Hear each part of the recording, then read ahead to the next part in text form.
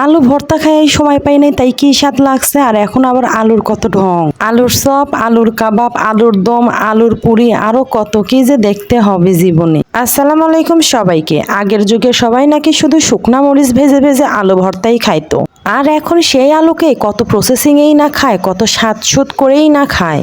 এক আলু দিয়ে যে এত রকমের রেসিপি হয় এটা কিন্তু আগে কেউ জানতো না। আর এখনকার জেনারেশনরা কত কিছুই না আবিষ্কার করছে, ভাবা যায়।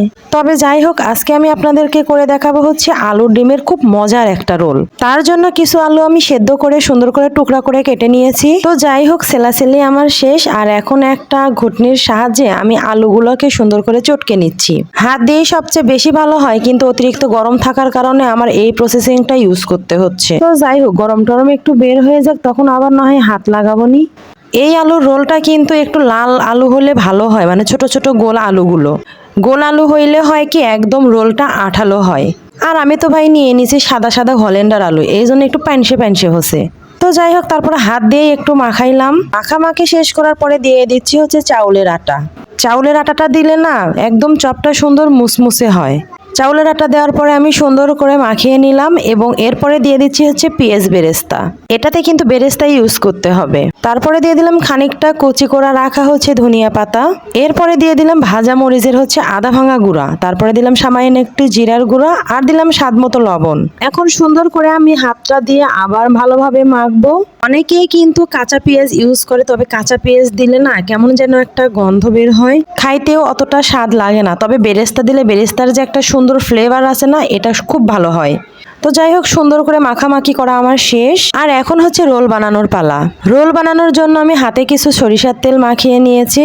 এখন একটু করে আলু নেওয়ার পরে আমি এটাতে একটু রোল শেপ দেব আর কি। এর ভিতরে এখন আমি দিয়ে দিচ্ছি এই যে ঝুরি করে রাখা হচ্ছে ডিম। ডিমের পুরটা ভিতরে দিয়ে আমি সুন্দর একটা রোলের মতো শেপ দিয়ে দিব। আপনারা আমার হাতের দিকে তাকালেই সেটা বুঝতে পারবেন যে আসলে আমি কেমন করে বানাচ্ছি এটা। আপনাদের সুবিধার্থে আমি আরেকটা বানিয়ে দেখাচ্ছি। হাতে একটু তেল নিয়ে নিলে হাতের তালুতে আর লাগবে না। আর এই ডিমগুলো যখন ভিতরে দেওয়া যায় তখন খাওয়ার সময় এত মজা লাগে, তা আপনারা একবার খেলেই বুঝতে পারবেন। তো যাই হোক, আমি আরেকটা বানিয়ে দেখাচ্ছি। এই তো সুন্দর করে শেপ দিয়ে দিলাম এবং রোলের মতো করে মুখটা আটকিয়ে একদম লম্বা লম্বি করে এই তো হয়ে গেল বানানো। একই নিয়মে আমি সবগুলো আলু ডিমের রোলটা বানিয়ে নেব। তো যাই হোক, এই তো আমার আলু ডিমের রোল বানানো একদম শেষ।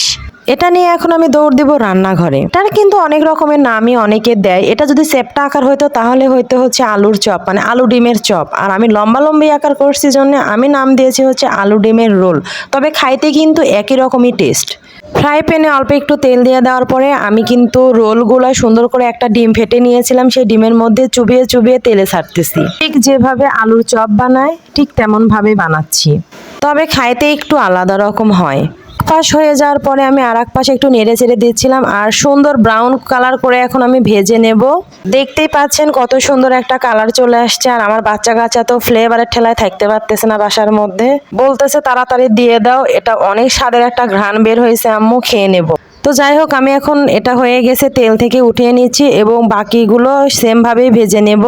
এই তো আমার ভাজা কমপ্লিট। কি আর বলবো রে ভাই, ডেকোরেশনটা যে একটু সুন্দর করে করব সেটারও আমি সময় পাচ্ছি না। আমার পোলাপান খাওয়ার জন্য ঘাড়ের উপর উঠে আসে। এটা কিন্তু যেমন খালি মুখে খাইতে স্বাদ, তেমনই হচ্ছে ভাত দিয়ে খাইতে স্বাদ। তো কেমন হয়েছে অবশ্যই আমাকে কমেন্ট করে জানাবেন। আজকের মতো এই পর্যন্তই। সবাই ভালো থাকবেন, সুস্থ থাকবেন। আল্লাহ হাফেজ।